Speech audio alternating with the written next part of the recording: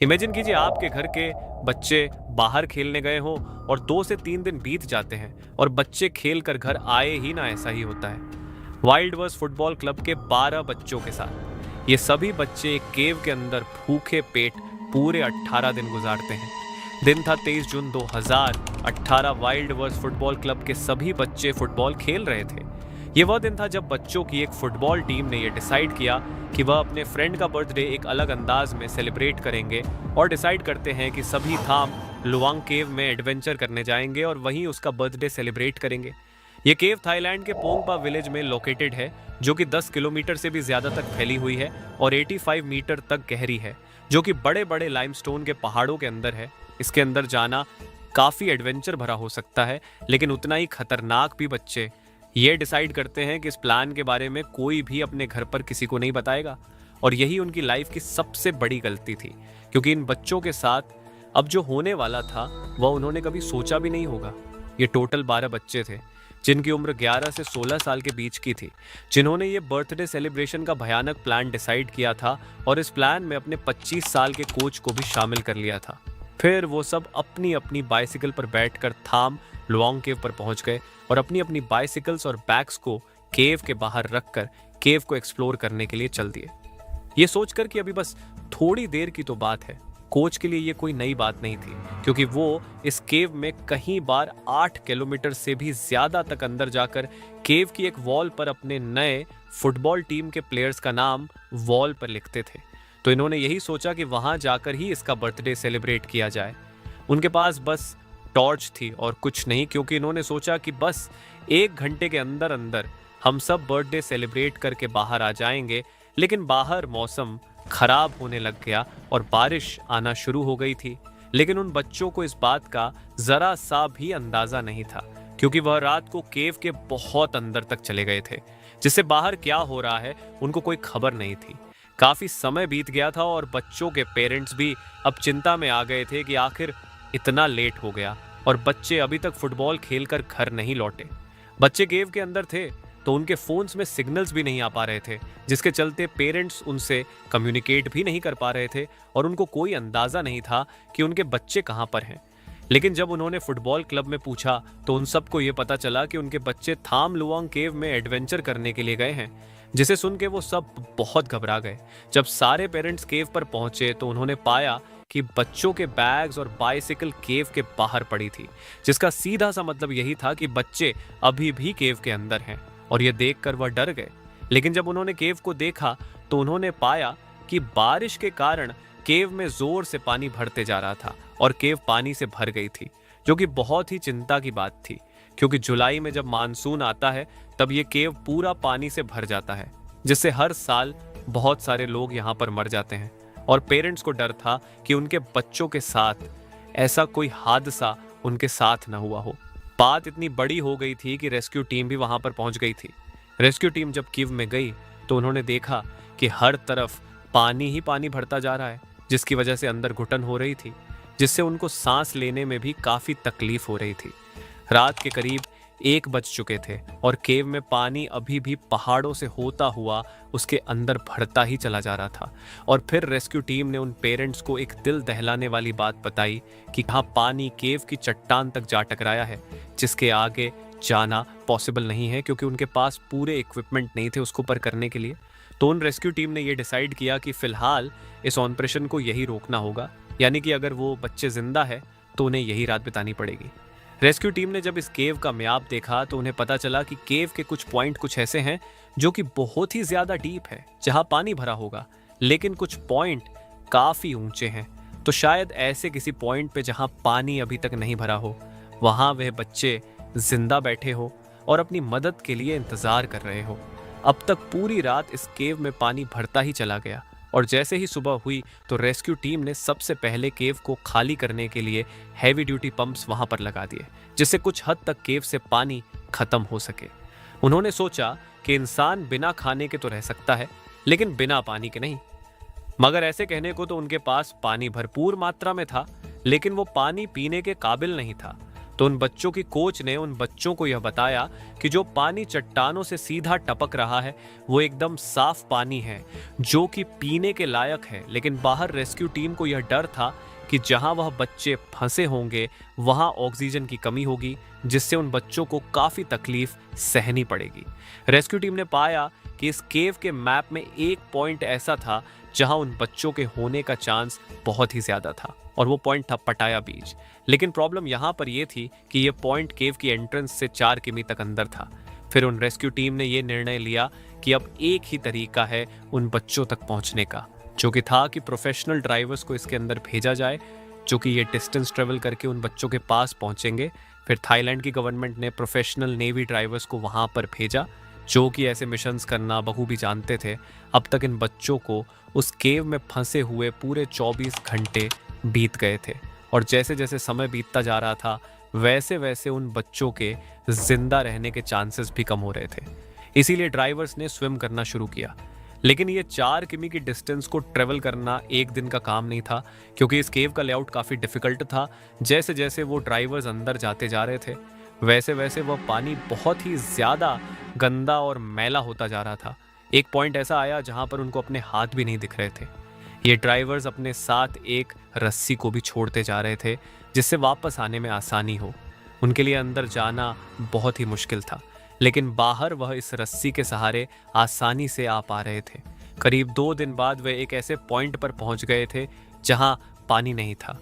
अच्छी बात यह थी कि इस पॉइंट पर किसी भी बच्चे की डेड बॉडी नहीं मिली, लेकिन इसका मतलब यह था कि बच्चे अभी भी बहुत दूर हैं। हालांकि ये ड्राइवर्स थे तो बहुत एक्सपर्ट, लेकिन इनको केव रेस्क्यू का ज़रा सा भी एक्सपीरियंस नहीं था, जिस वजह से इनको हर एक कदम उठाने में काफ़ी समय लग रहा था। उन बच्चों को फंसे अब 4 दिन बीत गए थे, और बाहर रेस्क्यू टीम ने कैंप लगा लिया था, और वहां पर इंटरनेशनल मीडिया भी पहुंच गई थी, जो कि हर पल पल की खबर लाइव बता रही थी, जिससे पूरी दुनिया अब बस यही इंतजार कर रही थी कि वह बच्चे सही सलामत बाहर आ जाए। और मीडिया के दिखाए गए कवरेज से पूरी दुनिया के डाइव एक्सपर्ट्स भी यहाँ पर आने लग गए थे, लेकिन अभी तक वो ड्राइवर्स ज़्यादा आगे नहीं पहुँच पा रहे थे, जिसके चलते अब वक्त आ गया था कि केव रेस्क्यू एक्सपर्ट्स को बुलाया जाए। तो फिर ब्रिटिश केव रेस्क्यू एक्सपर्ट्स को बुलाया गया। तो उन्होंने आते ही सबसे पहले ये कहा कि पहले केव के पानी को खाली करने का काम और तेजी से किया जाए, जहां पर सिर्फ पहले एंट्रेंस पॉइंट से पानी खाली किया जा रहा था। अब वहीं दूसरे एंट्रेंस पॉइंट से भी बड़े बड़े पंप्स की मदद से ये पानी खाली किया जा रहा था।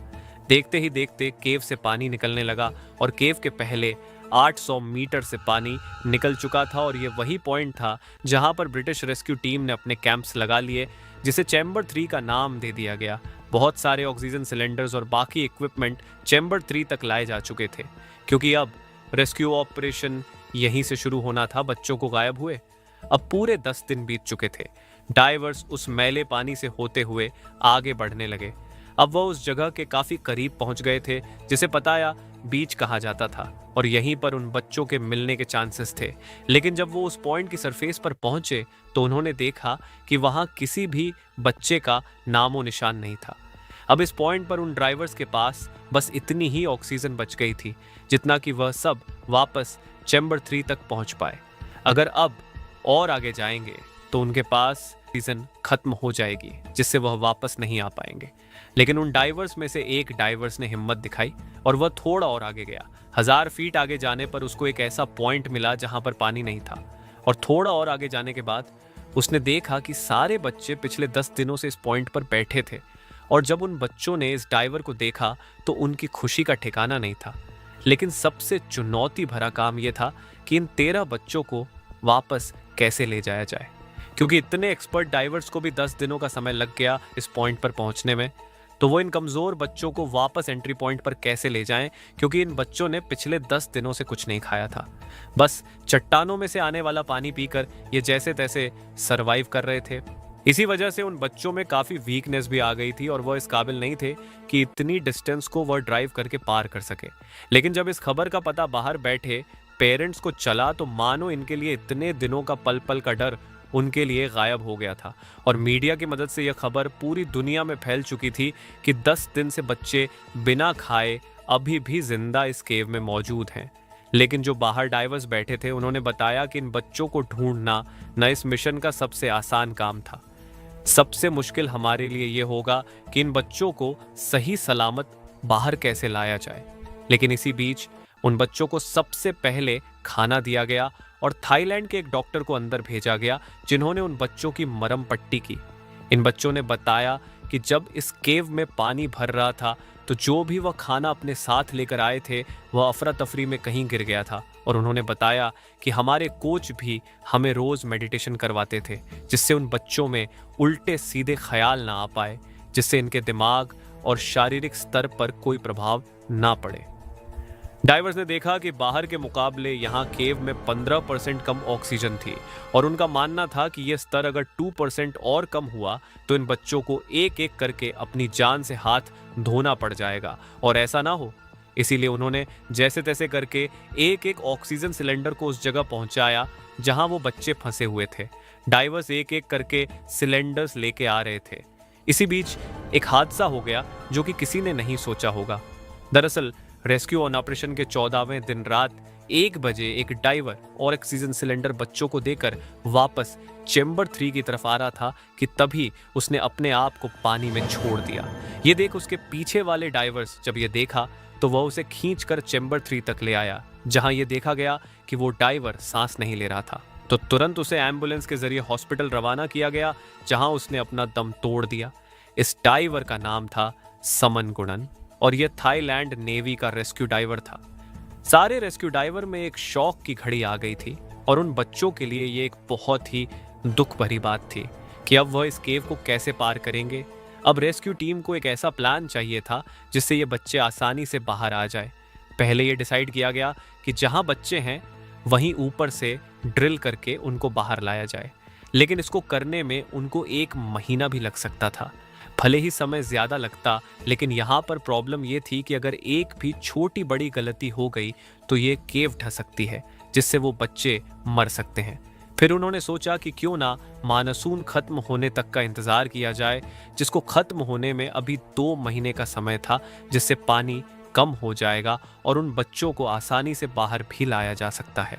लेकिन मानो प्रॉब्लम्स तो उनके सर पर चढ़ गई थी, क्योंकि उनको जब वेदर रिपोर्टर से यह पता चला कि अगले हफ्ते नॉर्थर्न थाईलैंड में एक भयानक तूफान आने वाला है, जिसका पता जब रेस्क्यू टीम को पड़ा तो मानो उनके होश ही उड़ गए, क्योंकि केव पहले से ही इतना पानी से भरा हुआ था और अगर और बारिश हुई तो यह केव पूरा पानी से भर जाएगी, जिसके बाद इन बच्चों को बचाना नामुमकिन हो जाएगा।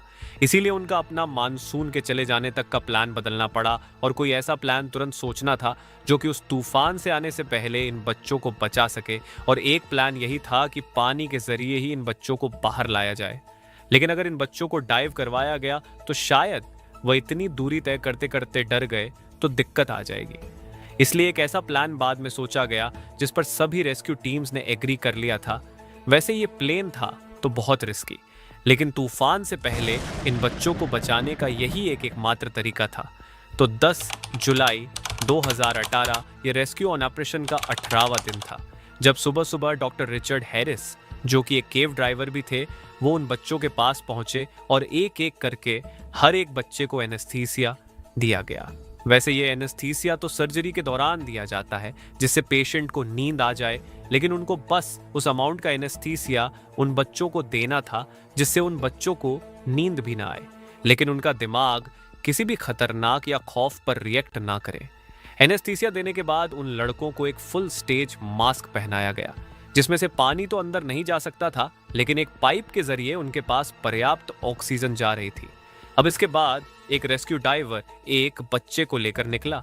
यह करीब 1 घंटे का सफर था, जो कि चेंबर 3 तक का था, और यह सफर आसान भी नहीं था, क्योंकि बीच में कोई जगह सिर्फ 2 फीट जितनी चौड़ी थी, पानी के अंदर ज्यादा कुछ नजर नहीं आ रहा था और बच्चों को एनेस्थीसिया दिया हुआ था, जिससे वह आधे नींद में थे और इन जगहों में ज्यादा रिएक्ट नहीं कर रहे थे।